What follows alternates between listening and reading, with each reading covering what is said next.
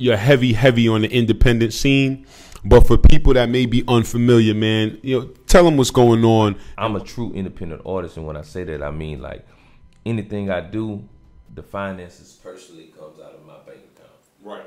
So, at the end of the day, I'm out here politicking, networking, trying to reach as many media outlets as I can. It's just a blessing to actually be here at Live Hip Hop Daily. We making it happen, and I just want to continue to just reach every independent artist that I can. Constantly educate them, continue to uplift them, and show them the way. I got the name God of Grind because I grind so hard, and I was deemed the independent rap messiah because I'm leading a lot of these independent artists to our promised land. That's what's up. Yeah, that's what's up. That's what's up. Now, before you leave it, you mentioned one of the pushes is to try to get the cover on XXL. Right. I was just curious, what made you pick XXL magazine as opposed to, let's say, the Source magazine or maybe Complex or Murder Dog or some of the other mags that are on the street? XXL in the South, it kind of reigns supreme so far as like in major retail locations. Yeah. Like Walmart, Walgreens. The rest of them, I really don't see too much, just being honest with you. Like the Source, you see every now and then. Right. Vibe. But XXL is like every store they in there. So I just chose it because I want to make sure I choose the right outlet, and then not only to say that, I did my research on how many copies like each magazine put out, what's the circulation, and I actually went to the federal ABC guidelines. It's like it tells you basically how many copies they print, and supposedly it has to be true. Right. It's true. Yeah. I mean, I'm gonna say two things. XXL magazine made a great choice. Like you said, XXL is official. It's part of the Harris Publication Systems. They got about 4 or 5 urban mags up there. Right. So they had XXL. They had Slam at a certain point. They had Rides at a certain point. So that's definitely a good system to try to get connected with. And like you said, they said they're hip hop. You know what I mean? They claim they're hip hop on a higher level, and they supporting. So they need to see you. You know what I'm saying?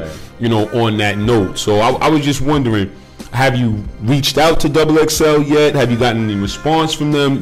What's the deal? I mostly deal with the advertising department. Okay. What I basically did was I put together a union with independent artists where I could minimize costs and equalize advertising opportunity within that magazine. Because if you actually look in the magazine prior to what I'm doing, I mean, you have a few true independent artists in there, but those are ones with certain budgets. Right. So, and it's very few independent artists that can come up with thousands for one page. Right. So what I did was I made it affordable for everybody by cutting the cost down to like $30. Right. Now you can get in there through my page. Right. $30, not through XXL. So like, and when you get on the pages, personally, Baby Savage, Independent Spotlight. And it's different prices, but at the end of the day, the main goal was to minimize the cost, equalize it for everybody. That makes sense. That gives everybody, the independent artists a chance to get exposure in a national magazine at a price that's right. For people that, like I said, are maybe unfamiliar, tell people where you from. Baton Rouge, Louisiana. That's right. Shout out to the Big Raggedy, man. Some of y'all know me. Know me personally, so y'all know I lived in Baton Rouge from 1987 to 1990. I graduated from Tara High School. I played ball for Tara High School. I lived in Azalea Park at first, and then I moved to Cedar Crest Apartments. So, Baton Rouge, the Big Raggedy BR is near and dear to the heart, man. Some people may be familiar with the city for different reasons. They may have caught wind of Baton Rouge during the Katrina disaster. Plus, there may be some artists that people are familiar with now that come from the town, namely, Bootsy and Webby. If you could tell us how coming up. Tell us about the music scene in Baton Rouge first, just in general. Right. Well, the music scene in Baton Rouge, man, is thriving. And right now, like, you know, at a period of time in Louisiana, New Orleans kind of basically, whatever New Orleans did, the entire Louisiana followed. And that was doing like that Hot Boys era. Right. You know what I'm saying? So, Trill Entertainment came along, and that's basically Boosie Webby, Big Headed Dome Doctor. I can't leave him out. It's a lot of other artists, but Big Headed Dome Doctor, he was Trill. That's like a personal dude of mine. Right. But you know, when that era came out, now Louisiana gravitate toward more whatever Baton Rouge do, they follow. You know. That's what's up. That's but what's the up. music scene, man, it's like, I'm not gonna say it's controlled, but it's still hard because at the end of the day, you know, like we don't have any major labels down there, and a lot of the artists down there don't have enough education to do what it takes independently. Right. Off of their music, to get real exposure off of their music. Right. You know, basically they just been doing the norm or what they've read in maybe a magazine or story of another artist. But you know, it don't give you the full detail. It don't give you the bits and pieces, and they going off the bits and pieces instead of being able to see behind the scenes, like what really that artist had to do to get to that position. Understood. You know, what it really took behind the scenes to get from point A to point B and so on and so forth. You know, and it kind of goes back to something we were talking about, you know, as far as being an independent artist. You know, you're an independent artist and you make your plans according to your goals and what you want to do. But unfortunately, you know, there are many people that call themselves independent, but basically they're just mirroring or copying off of what they see, you know, major labels doing or whatever have you. So like you said, it's good that, you know, you took the time, do your research, learn about this industry, and then say, all right, this is what I want to do. Now that I've learned A, B, and C, this is the way to go out there and do it. Right. You know, so let me ask you too, with the scene thriving in Baton Rouge, what's going down? Is there a lot of clubs where people performing and showcases? I mean, paint the pictures for us. You know, what's going on? Yeah. Well, they got a nice club scene in Baton Rouge. I mainly be in Shreveport now because I done moved towards Shreveport. And, right. That's like up north Louisiana. The underground market and the independent market is not thriving, and you know, a lot of the guys in position to help other artists, they don't really help them. You know, and I'm the type of person, man, I don't feel anybody should be helped unless they're helping themselves. Right. So, but I see a lot of guys in Shreveport, a lot of guys in Baton Rouge, a lot of guys in New Orleans. I know just about all the independent artists because my main focus are the indies. Period. Yeah, so I know a lot of guys who help themselves, but still no hand is extended. So, you know, I'm the type of person, man, I'm trying to make a difference in that. You know, that's what the vote is all about. Yeah. Okay. Reaching back to those independent artists, you said a lot with that, man. Yeah. Now let me ask too, and you know, in listening to you, like you said, and I'm listening to your focus. You know, I guess who or what influenced you coming up musically, you know, creatively, and what influenced you to go this route and strictly be an independent artist, let's say, as opposed to, you know, maybe going a different route.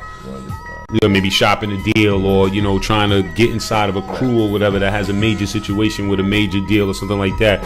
You know, what prompted you to make the decisions you made as far as being independent and sticking with being an independent artist? Man, I'm gonna tell you, I'm actually glad you asked that question because, you know, I'm the type of person, I love putting this out there. It was Master P. Like, not even just really knowing him personally, but I've got to meet him several times and actually been to several of his shows with him backstage and talked to him and had conversations with him.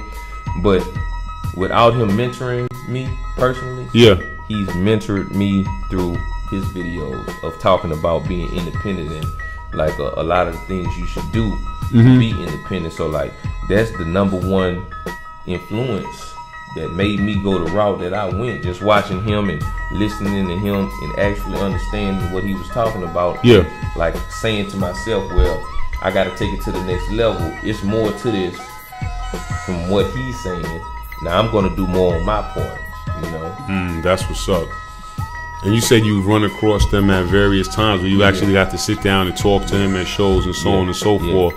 Yo, that's big right there. You know, to get advice from someone who's so successful in the recording industry, coming, you know, from the hip hop situation. You know, that's what it is. And I see you got some new music out, I think. Yeah, he do, man. And you know, I support Master P. Like, it's only a certain amount of artists that, like, when they drop an album, I look up to him so much. In my eyes, it would be a disgrace to go buy a burnt copy. You know Right. Yeah, I got to go get him. He done did so much for me, without even actually personally trying to do that. Right. You know what I'm saying? And I understand what's going on, because like a lot of the videos he's put out in the past, when I watch him and I listen to him, it gave me direction. Yeah, so that's what's up, man.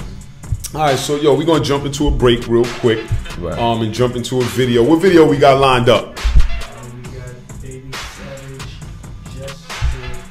Just a Little Dope Boy. Tell us about that. Tell us, introduce that video. Tell us about it. Then introduce that. Yeah, this is my new single. Actually, man, I got it on the radio at like 17 radio stations in Louisiana right now, man. It's just one of those songs that I made that represents every little dope boy in every new and old era who jumped off the porch at an early age, 12, 13, 14, and felt like he was a grown man and that he had to do this to make a way for his family, you know, or just get money for himself, and made mistakes. And the song actually goes through a part of my life where I matured and learned and wanted to get out of the game. And I think a lot of intelligent street people go through that. You know what I'm saying? Like, it's not something that we want to continuously be in forever. It's just a phase in our life, and once we get over it and go through it, we mature past it and say, hey, it's time to do something bigger. So that's what it is, just a little dope boy. That's what it is. You heard it from the man himself, Baby Savage. Check the vid. Live Hip Hop Daily, the one.